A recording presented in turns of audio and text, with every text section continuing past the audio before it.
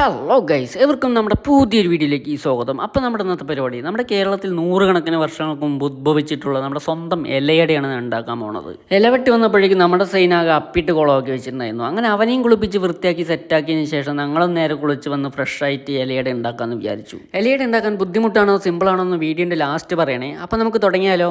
ആദ്യം തന്നെ വെള്ളം ചൂടാക്കി അരിച്ച് വയ്ക്കുക. പിന്നെ തേങ്ങ, ഏലക്കായ്, ഉപ്പ്, അരിപ്പൊടി, പിന്നെ നമ്മുടെ സ്വന്തം വാഴലി മാത്രം മതി. ആദ്യം തന്നെ പാൻ എടുത്ത് വെച്ച് ശർക്കരപ്പാവ് ഒഴിച്ച് ശർക്കരപ്പാവ് ചൂടായി വരുന്ന സമയത്ത് അതിലേക്ക് ആവശ്യത്തിന് തേങ്ങയും ശകലം ഏലക്കായും ഇട്ട് നല്ലോണം മിക്സ് ആക്കുക. ശർക്കരപ്പാവും തേങ്ങയും കുറുകി വരുന്ന സമയത്തിനുള്ളിൽ നമ്മുടെ അരിപ്പൊടിയിൽ ശകലം ഉപ്പും ആവശ്യത്തിന് വെള്ളം ഒഴിച്ച് നല്ലോണം കുഴച്ചെടുക്കുക. അങ്ങനെ നമ്മുടെ കുഴച്ചെടുത്ത മാവും ശർക്കര തേങ്ങയും റെഡി ആയിട്ടുണ്ട്. ഇനിയാണ് നമ്മുടെ മെയിൻ പരിപാടി.